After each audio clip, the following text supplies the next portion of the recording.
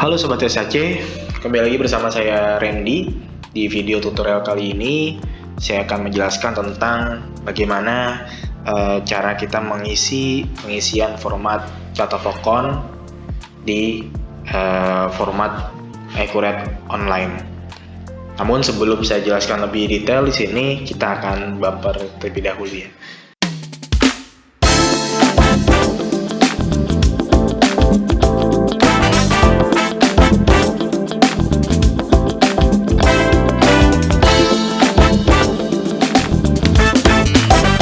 Oke, nah para sobat SAC di sini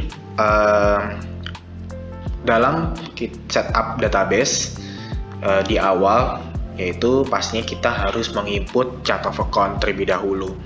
Nah, di dalam Accurate Online itu kita bisa melakukan impor Chatafocon melalui Excel, dan untuk Excel sendiri itu kita sudah ada formatnya yang sudah disediakan.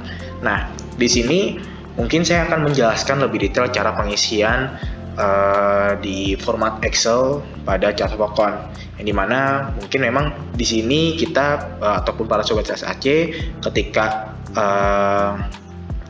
ingin melakukan impor, pastinya biasanya kami akan memberikan untuk format Excel itu. Namun mungkin para sobat SAC di sini ada yang ingin bertanya-tanya tentang bagaimana sih sebenarnya pengisian dari kolom-kolomnya itu seperti apa, dan yang benarnya ataupun yang sesuai itu harus seperti apa di sini.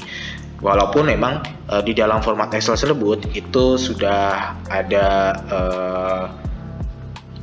pengertian dari kolom-kolomnya, namun di video kali ini saya akan menjelaskan lebih detail dari secara visualnya supaya nanti teman-teman lebih paham dalam pengisian format Chatafocon. Nah, di sini saya sudah buka untuk format Chatafocon impornya. Nah, di mana ini saya ada contoh juga untuk nama-nama Chatafocon. Pertama, di sini saya akan menjelaskan terlebih dahulu di bagian tipe akun ya. Halo semuanya, saya Ahmad, CEO dari SAC. Saya ingin menginformasikan tentang layanan kami, yaitu Seto DigiClass, di mana itu merupakan platform berbasis online di mana Anda dapat belajar Accurate secara mandiri, berisi materi serta video kasus-kasus tentang Accurate, baik itu desktop ataupun online. Lebih lengkapnya silahkan hubungi nomor di bawah ini. Terima kasih. Di sini. Nah, tipe akun di sini itu kan kita harus mengisi sesuai dengan nama tipe yang ada di Accurate Online. Yaitu ada 16 tipe akun ya, mulai dari bank sampai di bagian beban. Nah, di sini untuk penamaannya itu juga harus sesuaikan. Kita di sini ada menjelaskannya, kalau mengenai tipe akun kas bank itu berarti kita harus pengisiannya adalah bank di sini, dan harus benar sesuai dari segi ejaannya. Kalau piutang usaha itu AREK, persediaan, INTR, aset lancar, OCAS, aset tab, FAS, double S, lalu akumulasi depresiasi itu DEPR, aset lainnya OAS, utang usaha itu APAI. Nah, di sini kita intinya harus sesuaikan untuk pengisian nama tipe akunnya sesuai dengan ejaan yang diharuskan, seperti itu. Nah, lalu kedua, selanjutnya di bagian kode perkiraan. Nah, untuk kode perkiraan sendiri ini memang tidak ada ataupun tidak diharuskan format khusus ya, melainkan di sini adalah maksimal untuk pengisiannya itu 30 karakter. Namun juga untuk di 2 karakter terakhir itu harus diisi dengan angka. Jadi kalau misalkan contoh di sini nomornya adalah 1202.002. Nah, ini 2 digit di belakang tuh harus angka.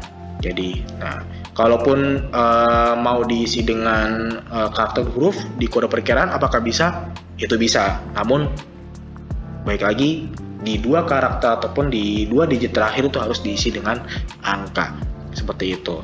Nah, lalu yang kedua di bagian kolom nama. Untuk nama sendiri ini pastinya untuk nama akun sesuai nanti nama-nama akun yang ada di perusahaan Bapak Ibu ya. Namun di sini untuk maksimalnya berapa karakter, itu maksimal karakter itu adalah 60 karakter untuk di Accurate Online di bagian kolom penamaan akun seperti itu. Nah, lalu yang ketiga adalah di bagian kolom akun induk. Kolom akun induk ini sebenarnya apa yang perlu kita isi adalah pengisian dari kode akun induk, yang dimana kalau misalkan kita dalam pengisian chart of account di sini ada sub induknya. Contoh di sini misalkan induknya adalah long term. Nah, sub dari long term itu adalah misalnya ada bank, lalu ada leasing payable di sini. Nah, bank dan leasing payable di sini ini adalah pengertiannya adalah bagian ataupun kita ingin menjadi bagian dari sub induk long term. Maka di akun bank dan bank ABC ini dan juga leasing payable itu kita harus isikan di kolom akun induknya adalah berupa kode akun induk dari akun long term gitu, yaitu kodenya adalah 2200 di sini seperti itu. Nah, lalu juga di sini untuk si akun induknya berarti kalau kita lihat di bagian long term ini itu kita harus kosongkan. Kenapa? Karena dia adalah akun induk yang dimana dia tidak menginduk ke akun yang lain seperti itu. Jadi kalau memang di pengertian adalah akun induk ini tidak menginduk ke yang lainnya, maka berarti ini harus kita kosongkan seperti itu. Itu harus dikosongkan. Nah, lalu yang kelima ini ada bagian mata uang. Nah, untuk mata uang sendiri ini kalau misalkan para sobat SAC menggunakan multi currency, maka diharuskan mengisi mata uangnya apa atas akun tersebut. Nah, mata uang ini hanya bisa diisi di tipe akun bank, akun receivable, ada current asset, account payable, ada current liability dan long term liability seperti itu.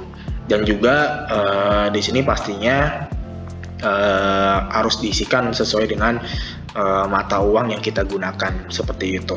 Nah, lalu juga selanjutnya di bagian saldo awal ini tentu adalah nominal dari saldo awal di masing-masing akun di sini. Nah, untuk nominal sendiri untuk saldo awalnya itu diisikan sesuai dengan mata uangnya. Jadi kalau misalkan mata uangnya IDR berarti saldo awalnya diisi dalam nominal IDR. Nah, kalau mata uangnya USD berarti diisikan dalam nominal USD. Jadi tidak perlu dikonvert ke IDR ya.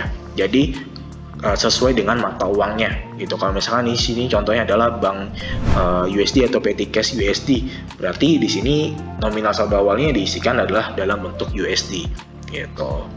Nah, di sini ada maksimal karakternya untuk nominal itu 999 miliar.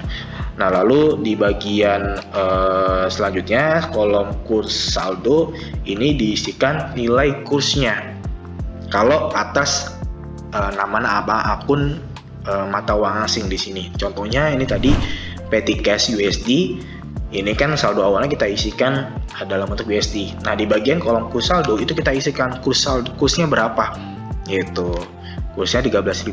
Maka nanti pada saat kita impor itu akan otomatis dia akan mengkalkulat berdasarkan dengan kurs saldo yang kita isi di kolom kurs saldo ini seperti itu. Nah, lalu juga di bagian pertanggal ini tentu adalah tanggal dari saldo awalnya yang diakui di sistem. Nah, untuk pengisian saldo awal pertanggal ini itu tanggalnya kita harus isi dengan format DDME YYYY itu kan, atau hari, bulan, dan tahun dalam digit 4 itu. Nah, di sini sesuai dengan contoh gambar di layar screen ini. Lalu di kolom terakhir ini ada kolom cabang saldo. Nah, cabang saldo ini sebenarnya adalah berfungsi ketika sobat SAC menggunakan fitur multi cabang. Kalau menggunakan fitur multi cabang itu berarti di kolom cabang saldo ini kita harus isikan nama cabangnya. Contoh misalkan nilai saldo dari kas ini itu sama dengan atas cabang mana, seperti itu. Kita bakal masuk sebagai cabang di kantor pusat kah atau di Surabaya, seperti itu contohnya.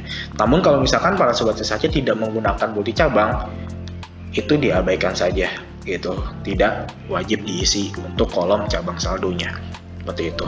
Nah, itu adalah cara untuk pengisian format chart of account pada di format Excel Accurate Online. Kalau sudah sesuai, sobat SHC, di bagian Accurate Online-nya di sini langsung saja dilakukan impor melalui buku besar akun perkiraan di listnya, maka tinggal langsung klik impor data, impor dari Excel. Tinggal di sini kita pilihkan filenya, maka kita unggah. Karena sudah sesuai, pasti tinggal kita langsung kan lanjutkan saja, seperti itu.